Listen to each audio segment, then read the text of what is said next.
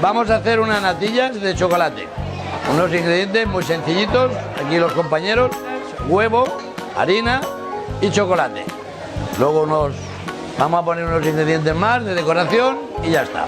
Batimos los huevos, vamos a poner la leche que la tenemos ya calentando, hirviendo la leche, lo mezclamos todo con la harina y ya tenemos las natillas hechas.